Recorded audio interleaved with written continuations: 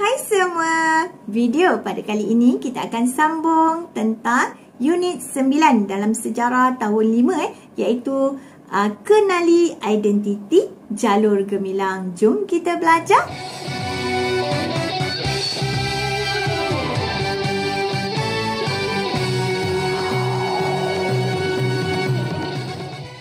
Objektif pembelajaran yang akan kamu capai di akhir pelajaran merangkumi standard pembelajaran 9.2.3 di mana kamu akan dapat menerangkan makna warna dan lambang pada bendera kebangsaan. Seterusnya, yang kedua, kamu akan dapat menjelaskan etika penggunaan bendera kebangsaan kita.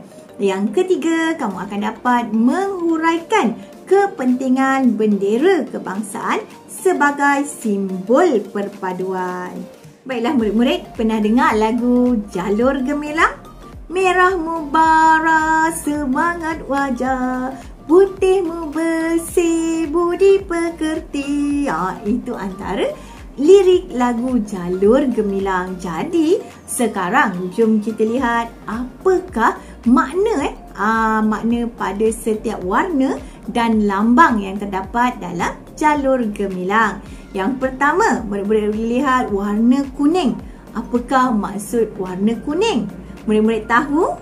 Ya, warna kuning merupakan lambang kesetiaan kepada raja dan negara, di mana ianya merupakan lambang kedaulatan raja berperlembagaan. Seterusnya, warna biru tua, di mana biru tua ini melambangkan perpaduan rakyat yang berbilang kaum, di mana rakyat yang bersatu padu dan berusaha memajukan ekonomi negara. Kalau melihat dalam gambar raja ini, warna merah, apa maksudnya? Ia melambangkan keberanian dan kegigihan rakyat dalam menghadapi cabaran. Seterusnya, bintang pecah 14. Apakah maksudnya? Maksudnya ianya melambangkan perpaduan 13 buah negeri dan kerajaan persekutuan. Seterusnya, bulan sabit. Apakah maksud bulan sabit murid-murid? Iya, betul. Pandailah murid-murid cikgu. Bulan sabit ini melambangkan agama Islam sebagai agama persekutuan Malaysia. Baiklah murid-murid, apabila kita menghayati maksud dan lambang pada bendera kebangsaan kita, ianya akan menjadikan kita ini sebagai seorang warga negara yang bertanggungjawab terhadap apa? Terhadap keharmonian serta kemajuan negara. Sekarang mari kita lihat hormat bendera, harmoni negara. Bendera kebangsaan merupakan lambang kedaulatan dan kebesaran negara. Jadi, kita perlulah mengibarkan bendera kebangsaan supaya apa? Supaya dapat menyemarakkan semangat patriotik. Kita sebagai rakyat Malaysia perlulah menghormati bendera kebangsaan pada setiap masa. Untuk makluman murid-murid terdapat beberapa etika penggunaan bendera kebangsaan yang perlu kita patuhi. Mari kita lihat yang pertama ini, di mana apabila bendera kebangsaan dalam bentuk gegantung, bagaimanakah kedudukan bulan sabit dan bintang? Kedudukannya mestilah diletakkan menghala ke atas, kemudian jalurnya membujur di bahagian bawah. Ini murid-murid boleh lihat biasanya di tiang-tiang kan, kalau kita pergi bandar ke kan, kita akan jumpa situasi ini di mana banyak pihak majlis-majlis perbandaran akan gantung bendera dalam bentuk gegantung ini. Yang kedua ini, murid-murid boleh lihat apabila bendera kebangsaan yang dipamerkan atau dilukis pada dinding mestilah diletakkan bulan sabitnya dan bintangnya tu di bahagian kiri apabila dari pandangan hadapan. Apabila bendera kebangsaan dijadikan latar belakang tempat berucap pula, bendera kebangsaan ini mestilah diletakkan lebih tinggi dan di belakang orang yang berucap. Okey, maksudnya tak bolehlah separas bahu ke, dia mesti lebih tinggi daripada orang yang berucap.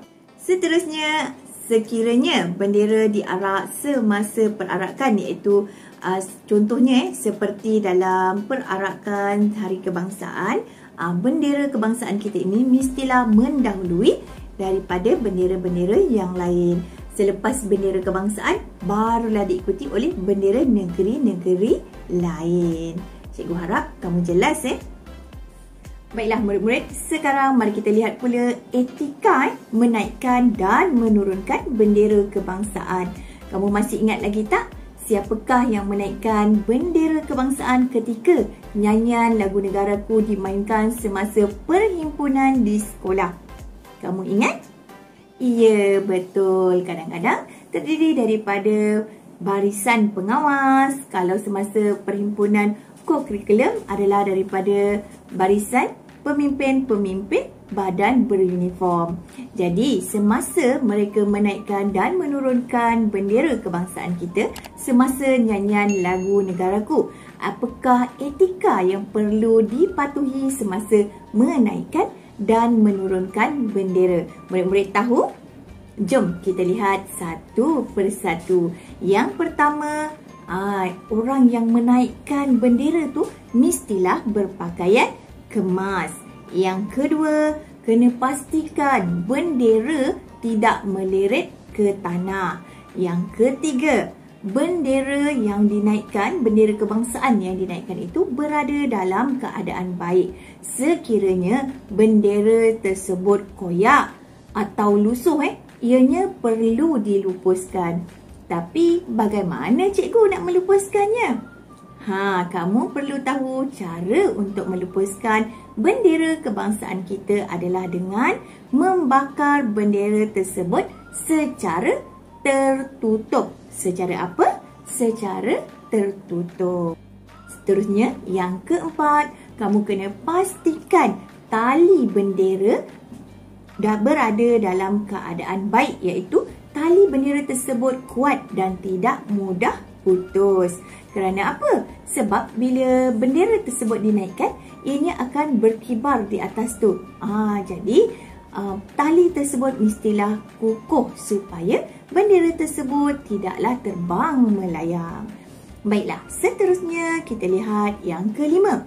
Bendera hendaklah dinaikkan dan diturunkan secara perlahan-lahan dengan tertib. Yang keenam, semasa berkabung. Berkabung? Apa tu cikgu?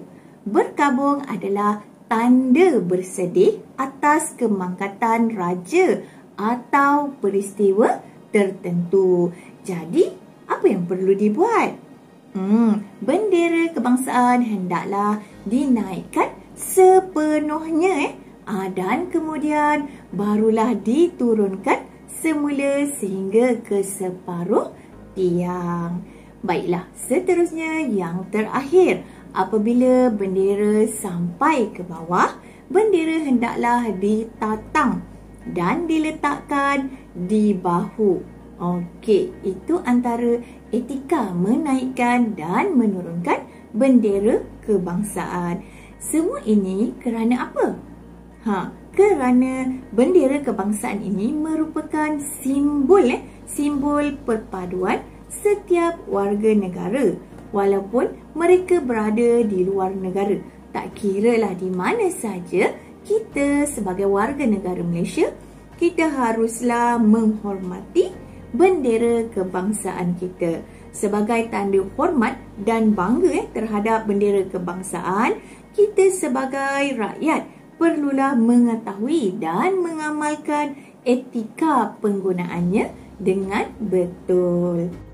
Mari kita lihat pula bendera kebangsaan negara Asia Tenggara. Murid-murid masih ingat lagi apakah negara-negara di Asia Tenggara? Ya, yang pertama mari kita kenal pasti apakah bendera kebangsaan bagi setiap negara di Asia Tenggara. Yang pertama, kamu lihat dalam gambar raja ini. Bendera negara mana ni ya? Yang pertama adalah negara kita sendiri, iaitu Malaysia. Seterusnya, Laos, Singapura, Brunei, Thailand, Filipina. Yang ni Timor Leste, Kemboja, Vietnam, Myanmar dan yang terakhir adalah Indonesia. Inilah merupakan bendera-bendera kebangsaan bagi negara-negara di Asia Tenggara. Jadi, kita perlulah mengetahui apakah bendera kebangsaan bagi setiap negara-negara ini. Mengapakah kita perlu mengetahui bendera kebangsaan negara Asia Tenggara? Ya, sebab kita perlu menghormati bendera negara lain demi keamanan sejagat. Selain daripada itu, apabila kita mengenali bendera kebangsaan negara lain, ia dapat menambahkan ilmu pengetahuan kita pada peringkat global. Baiklah murid-murid, tadi kita dah kenali bendera kebangsaan setiap negara Asia Tenggara. Betul tak? Sekarang cikgu nak kamu kenal pasti di manakah kedudukan negara-negara Asia Tenggara ini di dalam peta. Kamu boleh lihat seperti dalam peta ini. Baiklah murid-murid, sekarang mari kita lihat pula kepentingan bendera kebangsaan sebagai simbol perpaduan. Mengapakah bendera kebangsaan merupakan simbol perpaduan murid-murid? Ia yang pertama melambangkan semangat cintakan negara. Yang kedua, melambangkan identiti negara kita. Yang ketiga, mengukuhkan proses pembinaan bangsa dan negara yang utuh dan bersatu padu. Seterusnya, yang keempat, ianya melambangkan semangat nasionalisme dan patriotisme rakyat Malaysia. Dan yang terakhir, kepentingan bendera kebangsaan kita sebagai simbolik perpaduan adalah kerana kemerdekaan negara kita dicapai di bawah bendera yang sama, iaitu jalur gemilang. Sampai di sini saja video kita pada kali ini. Sehingga kita berjumpa lagi dalam video yang seterusnya. Cikgu harap kamu semua faham dan jelas tentang tajuk ini.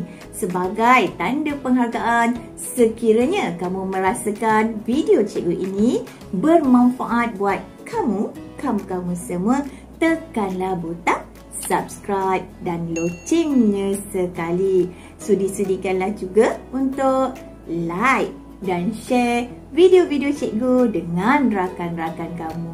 Terima kasih semua. Bye-bye.